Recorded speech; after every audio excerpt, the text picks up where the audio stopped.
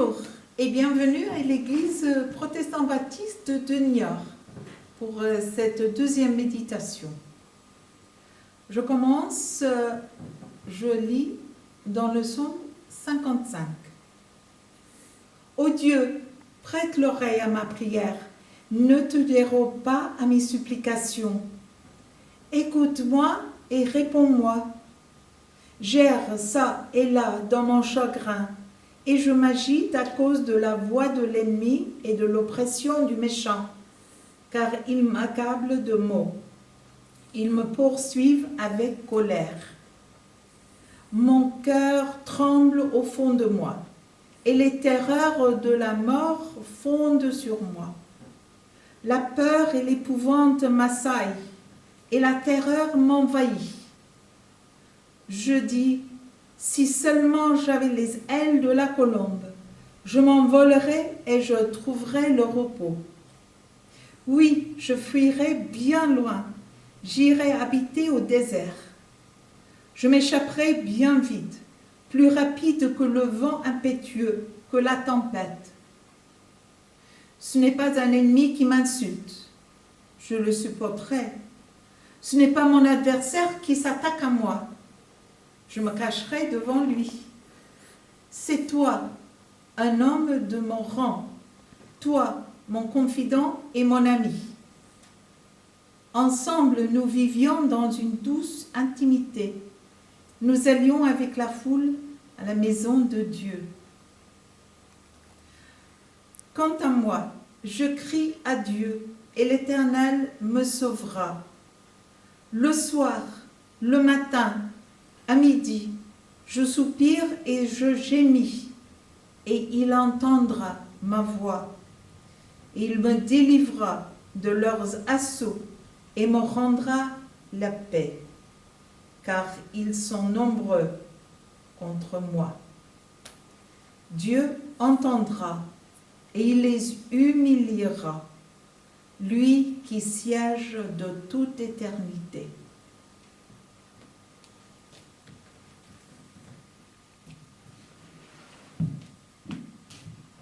Nous allons poursuivre notre lecture avec Matthieu 27, le verset 1 à 14.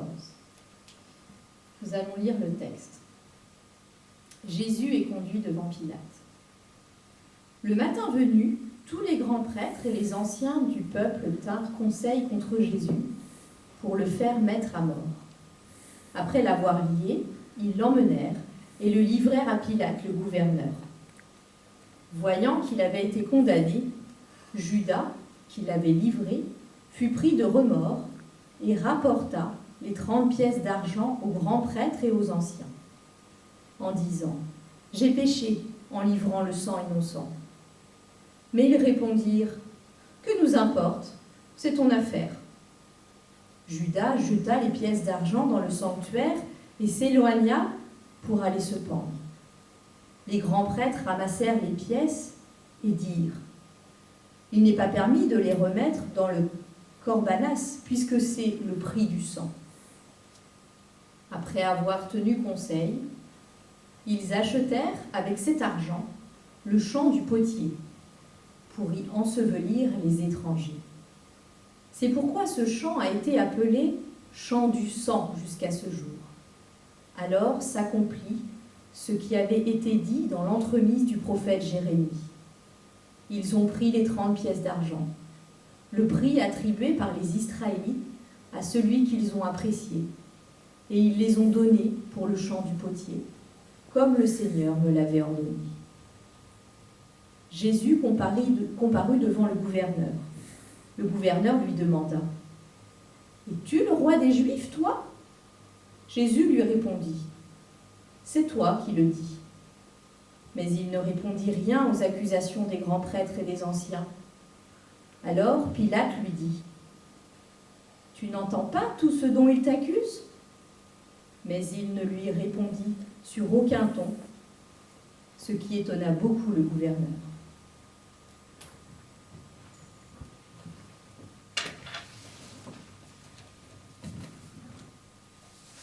Nous allons donc méditer un peu sur cette parole est sur Judas. Qu'est-ce qu'on peut dire de Judas aujourd'hui? Y a-t-il quelque chose dans son histoire que nous n'avons pas encore apprécié? Nous savons tous que c'est lui qui a trahi Jésus, mais pourquoi cette trahison nous choque tellement? Et ce n'est pas seulement cette trahison qui nous choque.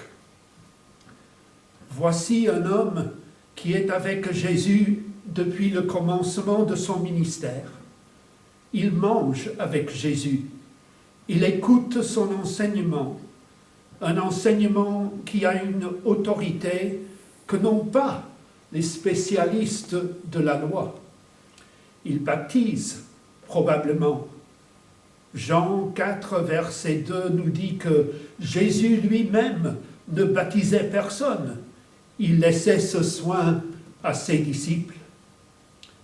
Judas assiste au miracle et aux guérisons de Jésus, et Jésus lui donne, comme aux autres disciples, l'autorité de chasser les esprits impurs et de guérir toute maladie et toute infirmité. On peut se demander pourquoi Judas a trahi Jésus, mais je ne veux pas en parler aujourd'hui. Je préfère qu'on se concentre sur les faits. Tous les disciples, y compris Judas, avaient pris la fuite. Seul Pierre a suivi de loin, mais dans la cour du grand prêtre, il a nié Jésus 3 fois. D'une façon donc, Pierre a trahi Jésus, mais Pierre a reconnu sa culpabilité.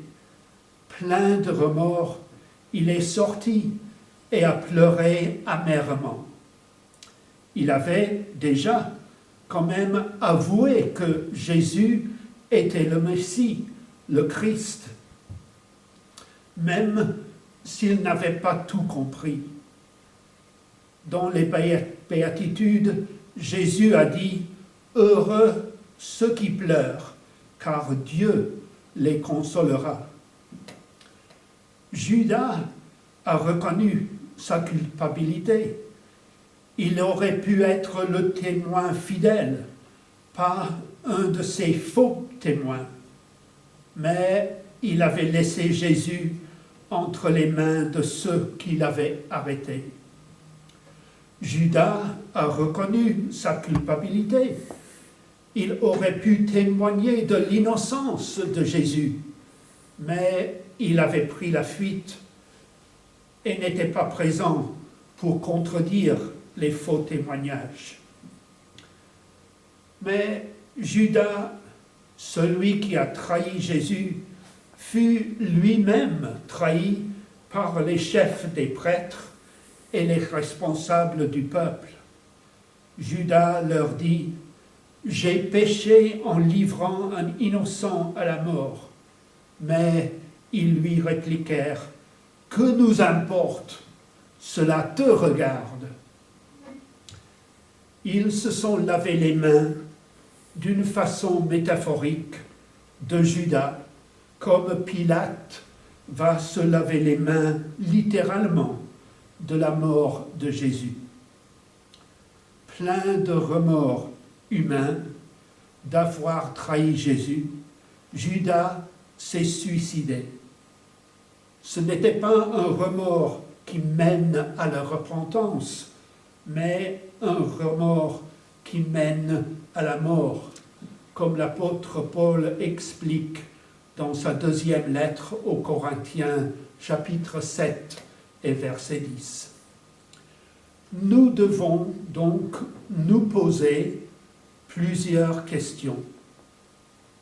Et moi, suis-je témoin fidèle quand je trahis Jésus par des paroles, des actions, des pensées qui ne sont pas les siennes? Est-ce que ma tristesse, mon regret, mon remords produisent une vraie repentance qui conduit au salut? Suis-je prêt à recevoir la grâce et le pardon que Jésus m'offre?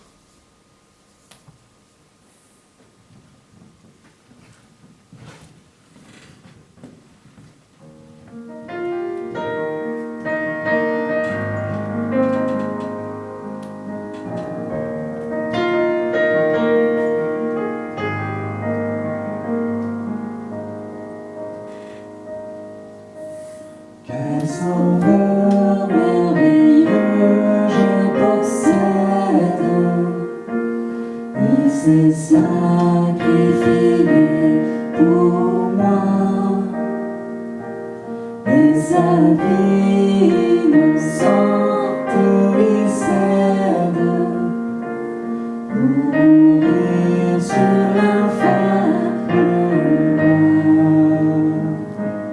attaché à la croix pour moi,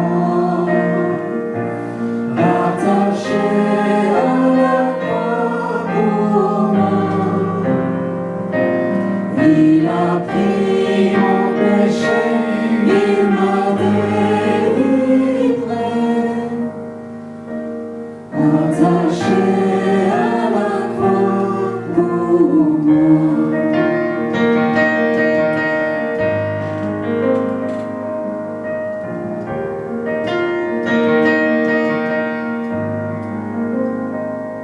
Il renonce à la gloire céleste pour le plan rédempteur de Dieu. L'apparence est la plus modeste, auquel prix pour me rendre heureux. Attaché à la croix pour moi, attaché à la croix pour moi. Il a pris mon péché, il m'a délivré, attaché à la croix pour moi.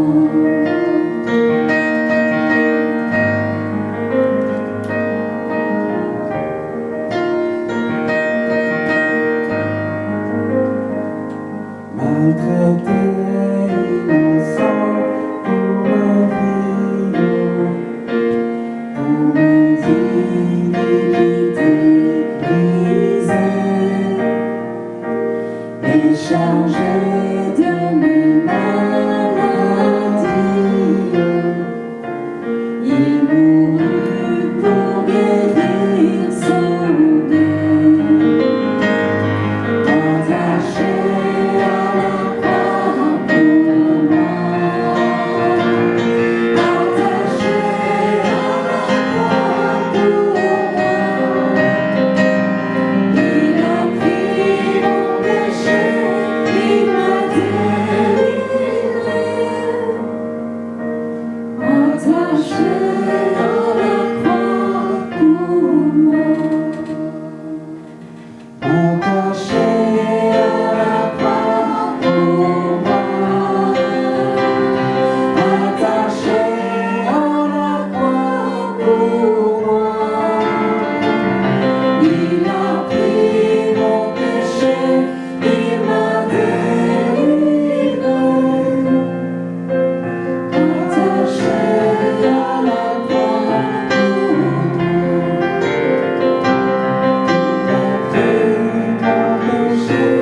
Il m'a délivré, attaché à la croix pour moi.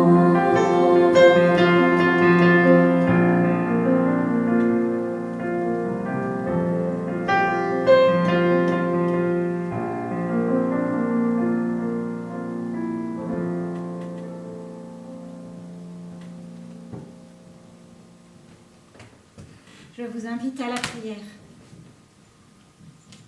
Seigneur, nous voici devant toi. Les actes de Judas viennent retentir en nous, dans notre propre vie. Oui, nous voici devant toi désemparés, comme cet apôtre qui t'a trahi.